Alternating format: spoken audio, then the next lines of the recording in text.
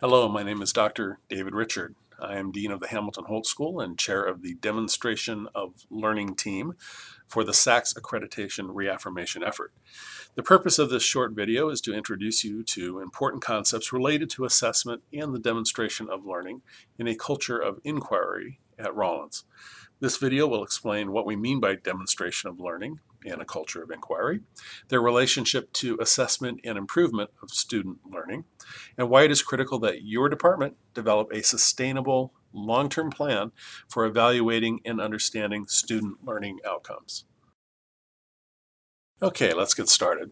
It probably comes as no surprise that many faculty members are skeptical regarding the importance of or need to understand more about student learning outcomes. Too often, assessment is viewed as something we have to do, often because an external agency like an accrediting body demands it. As a result, many faculty members view assessment of student learning outcomes as burdensome and of marginal importance to the department. Now, unfortunately, this view of assessment focuses almost entirely on the external forces that require evidence of student learning in order to grant accreditation. Although accreditation is important, it is only one part of the story. As a faculty, we should naturally be inquisitive about the effects of our teaching on students. And specifically, we should always ask whether our students are learning what we think they should learn, how we know that they are learning, and how we might improve the level of their learning through our pedagogy. It is fair to say that demonstration of student learning is necessary then for two reasons. First, and most importantly, it assists us as faculty members in developing a culture of inquiry regarding our practice as teachers and helps us understand how our students are learning and what seems to work the best programmatically. Second, and most obviously, it is required by regional and national accountability standards for institutional effectiveness. Think of it this way. Every day in the classroom, we ask our students to develop ideas or hypotheses and to elaborate on them. We challenge them to think analytically, evaluate data, engage other students in discussion and debate, and draw conclusions based on those interactions and efforts. The learning we encourage in the liberal arts and endorse as a faculty values and emphasizes intellectual development through the recursive testing of ideas and hypotheses. It should come as no surprise that we actually never get to a point with our students where we say, you know what, hey, you did it. You can stop thinking critically now. In a similar way, demonstration of student learning grows organically from our own questions regarding our practice with students. If teaching is the most important thing we do at Rollins, and if student learning and intellectual development are the primary outcomes of our teaching, then it follows that we also ask of ourselves the very thing we ask of our students, to be critical thinkers about what we do as professors and to modify our efforts as we receive feedback. Developing a keen inquisitiveness about how our students are learning, how we know that learning is occurring, and how we might help students to improve their learning in every department and program at Rollins is what a culture of inquiry is all about. Such a philosophy can help students and programs to improve or develop innovative, student-centered pedagogical methodologies and will also help departments to clarify, modify, and strengthen instructional goals.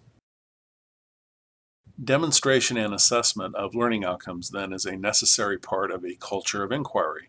A culture of inquiry encourages departments to develop ways of knowing about student learning that are consistent, produce reliable demonstrations or indicators of student learning outcomes, and permit faculty to adapt and improve developmental efforts in response to assessment results.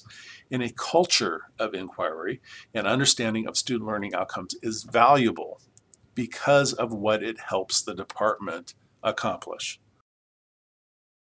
And in addition to fostering improved pedagogy, assessment is also necessary for reaffirmation of accreditation.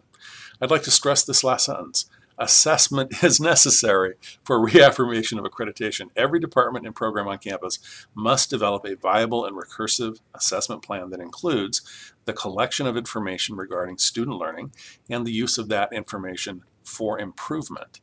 There are some things in academia that sound mandatory but are really optional. This isn't one of them. Every department and program on campus will need to work with the demonstration of learning team to develop a viable assessment plan.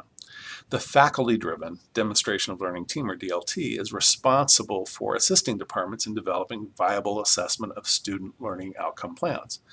According to the mission statement of the DLT, demonstration of learning is, quote, an ongoing process at Rollins, one that is inquiry-based, outcomes-oriented, and focused on the interpretation of results to improve teaching and learning.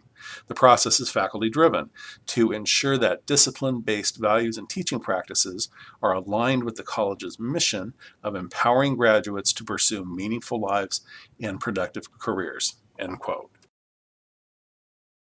As a liaison for your department, you will work with the DLT and your program to create a demonstration of learning plan. You will help to foster a culture of inquiry regarding student learning and collect demonstrations of student learning, data or other forms of documentation.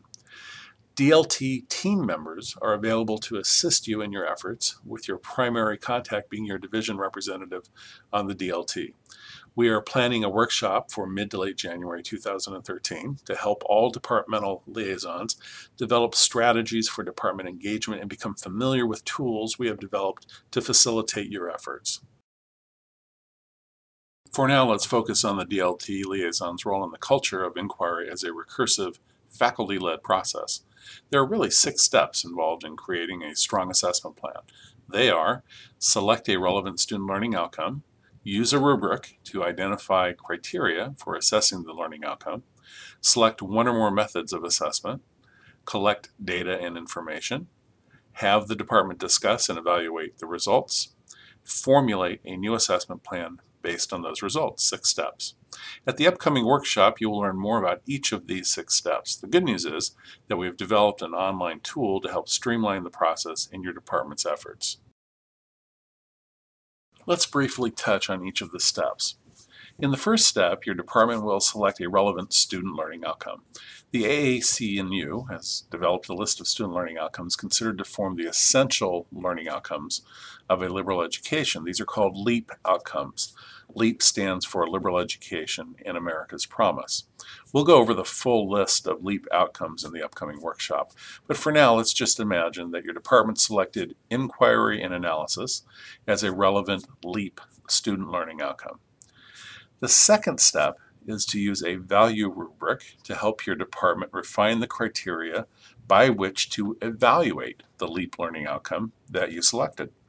The VALUE acronym stands for Valid Assessment of Learning in Undergraduate Education, and value rubrics were developed by AAC&U to help your department develop an assessment plan for its selected LEAP student learning outcome. That's a lot of acronyms, I know.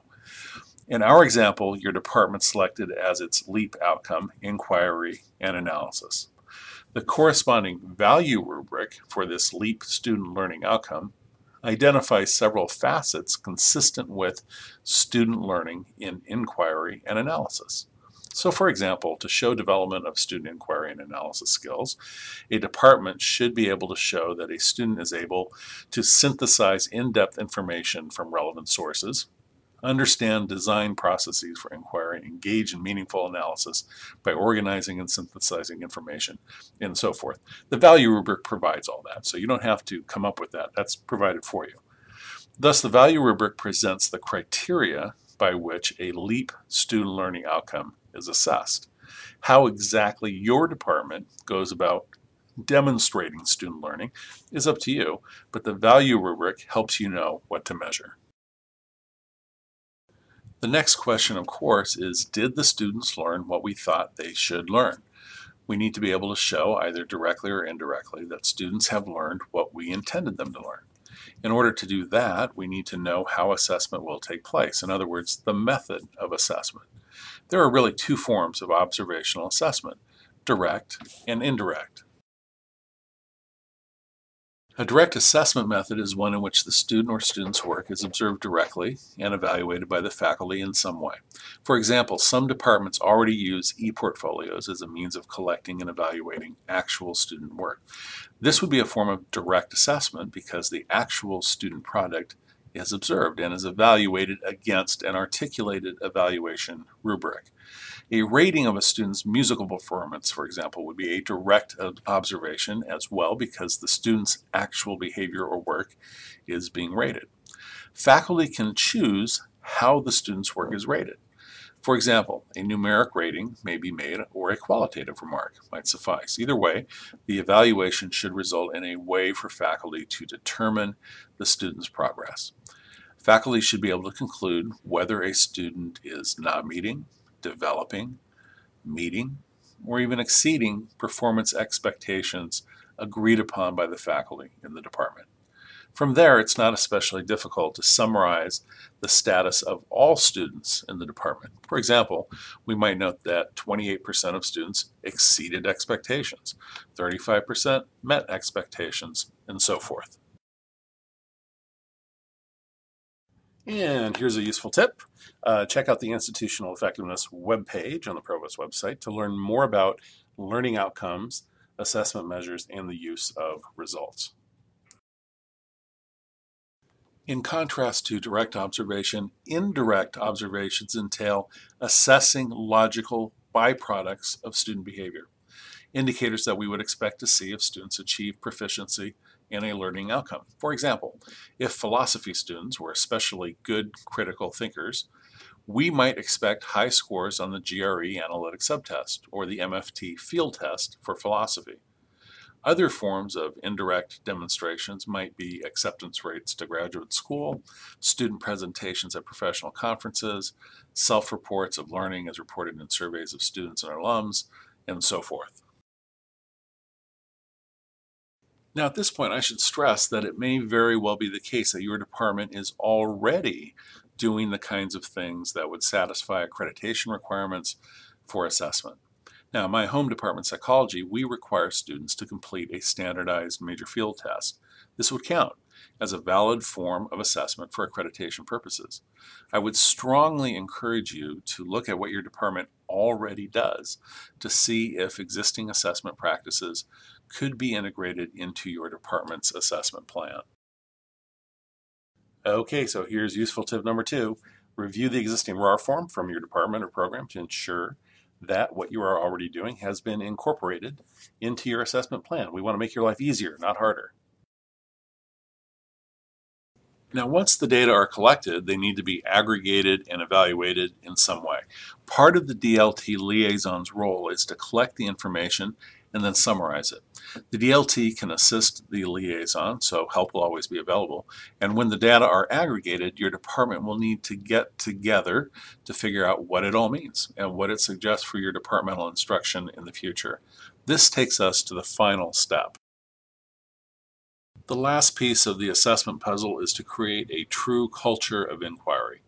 Because we need to show that the departmental assessment plan and the subsequent results have a real effect on departmental pedagogy and planning, departments should be prepared to meet annually to discuss the results of their inquiry and formulate an assessment plan for the next academic year. You might want to think about questions like, did students meet a priori expectations? Where is there room for improvement? Do we need to adjust what we are doing? Does the way that we are assessing what we are doing tell us what we need to know? Are there other LEAP learning outcomes we should be measuring? The point is that this is a recursive part of the process. In other words, it's showing how we've learned from what we found and how that affects our planning for the future. And this is the critical part of assessment in terms of departmental development. So the results of the annual meeting, the minutes, will be uploaded to the DLT using our software tool and included in our documentation for accreditation. I can't stress enough that the assessment plan the department comes up with is critical because it shows how the department responds to feedback and demonstrates a culture of inquiry. Now, I know that's a lot to absorb, but you'll be comforted to know that our goal on the DLT is to streamline the departmental level reporting process so that assessment planning and reporting can be done as painlessly as possible. A goal of each departmental liaison member should be to help departments understand what is meant by a culture of inquiry and how assessment is part of that culture. Many departments have already identified the value rubrics they will align with for their programmatic outcomes and are conducting appropriate assessments. However, many departments are not, and it is our goal to ensure that every department reaches a level of sophistication that will ensure both ongoing departmental self-examination and, of course, reaffirmation of accreditation. Okay, thank you so much for watching this video. If you have any questions at all, please contact your divisional chair or me at dcrichards@rollins.edu. We've also made a shorter version of the video, the purpose of which is to share with your departmental faculty. It introduces many of the concepts that we talk about here, although it removes some of the other details. You can find that on YouTube. That's at Rollins Faculty Video on Accreditation. So we look forward to seeing you very soon at the DLT workshop. If you have questions, please address them there. And good luck with your department and program. We're here to help you. And again, remember, this is a job we need to get done, so we'll be working hard at it with you. Take care. See you soon.